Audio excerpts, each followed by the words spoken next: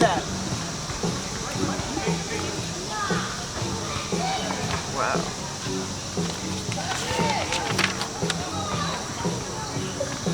How come there's like numbers for an image? Oh, those are pages. That's actually what I was, the back work to remember what picture to put. Because the book itself, a literary collection of inspiring and thought-provoking quotes, and they come with illustrations. Oh, so in between cool. each quote is actually a picture, and those are in the house in a file. And I wish I had the book to show you. Yeah. But I would walk around Brooklyn and take pictures. It's all nature. Oh. That's one of the reasons I came back to the park. How long have you been doing that? Over a decade in increments. Wow. Nice. In increments. And I've just started to pick up again. Right. Very And cool. all the pictures in the book are of nature, and that's why I keep coming back to the park. Yeah. It draws me. Exactly. So It's like it's a special kind of nature in New York City parks, definitely. Cool.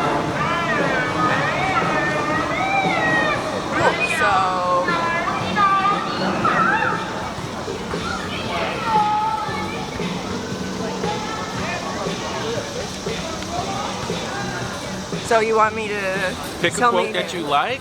Okay. Just say I am, and I'm going to respond spiritually, mentally, and all of that too, and then we'll vibe Okay. on the quote that you pick. Okay.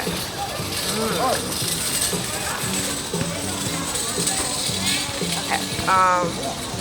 So I can say whatever, and it doesn't have to be from here. That's why I was like. Say this. Yeah. Say this right now. Greetings. I am SB, and I'm just like a floating New York City being. I've always been here. I get like confused when people ask me how long I've been here. I'm like, I don't know, 2:15 a.m. 1989. What do you want from me? Read the rest of this. And I'm responding spiritually, emotionally, and mentally, and physically to. And then you just read the quote that you've picked and take your time. Okay. What page is that? 7. Okay. Yeah. Monotonous tenacity, functionally relative to patience and refinement. Once persisted with becomes essential to endure. Well, I feel like that definitely goes back to like what you're saying with coming back to the parks. Like you need that. Our brains need this moment of like silence, and we're in the space that we live in. That's all I know. I'm not gonna talk for anything else. But it's like emotionally robbed from us, and every minute there's always these background noises or people wanting your attention and things like that. And I feel like it's becoming more and more precious just to have that moment to reflect on like what even just happened in just like a day or a week or however long your attention span or memory is going at the moment. And yeah, that's right, what I'm emotionally responding. All right. What about physically? Well, actually, you did mention physically. Physically, I mean,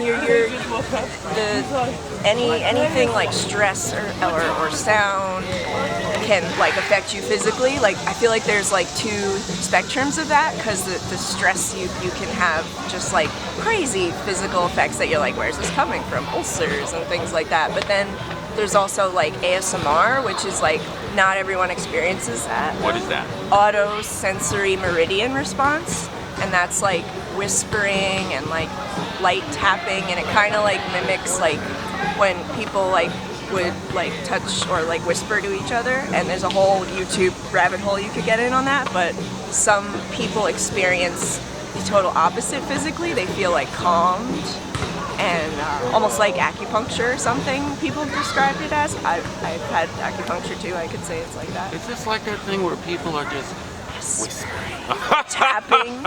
Yes. I didn't think to meet it in person. Yeah. Okay. Yeah, and that's like an auditory thing that has like a physical response. Mm-hmm. And it's like it's been researched more now and does it's like unknown why it's happened, and that's why it's kind of interesting to me. And the people that do it are actually called ASMR artists, and that's fascinating to me. They have like some of them will do like things only with certain objects with certain colors, or their nails a certain color. It's so funny. Or like tapping on Christmas things or something. I'm getting the feeling that this monotonous tenacity to continue.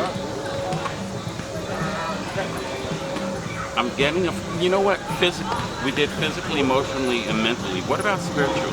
Spiritually, wow. I feel like that is definitely unlocked once you are in the silence, or you're in the like state where it's euphoric and it's able to happen, where you realize what's important to you, whatever that is, which is different for everybody and shouldn't be judged for everybody. But I feel like everybody's like sort of forced into whatever to survive, and the spiritual is like the ultimate locked away. And when I do meet people that are like interested in research and like have experience in like spiritual practices, I'm always like, tell me more, because like that's so, I haven't been able to like have a moment of that in my life. I feel like where it was fulfilling. Because growing up here, I had like very like intense oppressive religion, which sort of made me like have to relearn spirituality in my own way, in my own sense, which is like silence, nature, just like being in the zone, drawing, just some experiences with people that you don't even know, things like that. Are you used to looking at emotionalism, physicality, mentality, and spiritualism in their separates? I think they all link together, but I do definitely like to see them in a separate way. That's just how my mind. I am a Gemini. No, I see that. Yeah. But hearing you express yourself. There has not been a definitive expression related to the book of each. You conglomerate that. And I'm wondering if you conglomerating that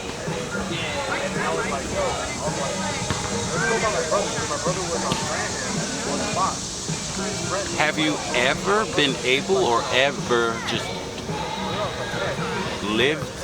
not live them separately, but be able to see them separately? See them. Because your explanation has not given them a separate. I haven't separate seen world, right? that enacts in you. Yeah. Everything that you've said has just grouped them. Right. So I'm wondering if you've ever been able to see them separately. I mean, I'm just speaking from my experience, and that's what I've got. Right. So, But I'm wondering, have you ever been able to, in your experience, to see them separately and then connect them? Not that I can say, yeah. Wow. Okay. Yeah. Okay. Wow. Yeah. Wow. That's how I see it, yeah. I got it. All right. Thank you. Yeah. That's just teaching me more about humanity and how different we are. Because Right. I do believe that those four facets are the only facets.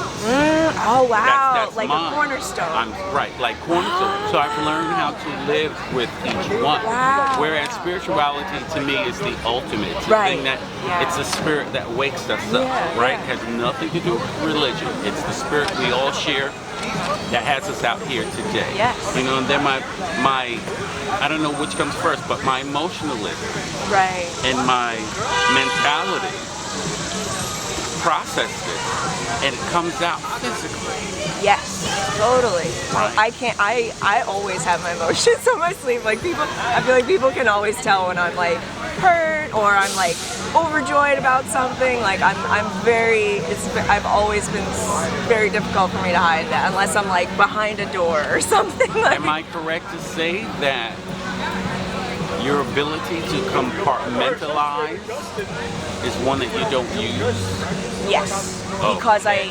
I had a lot of that. I feel like in my life when I was younger, and I feel like when you see something like that and you are hurt by it, you either become the opposite or you like use it to your advantage. I feel like those are the two things. Like you either become like, instead of compartmentalize, you become just very open and just like say it straightforward, or you're going to become like the ultimate compartmentalizer. So yeah, that's what I feel like with that. So I feel like that's why I probably am very just straightforward, because I've seen a lot of heartache from that. You don't need any more of that. You know, it's like I don't want to continue that. So yeah. Thank you for sharing. Yeah, no problem. Thank you for asking. No problem. Yeah.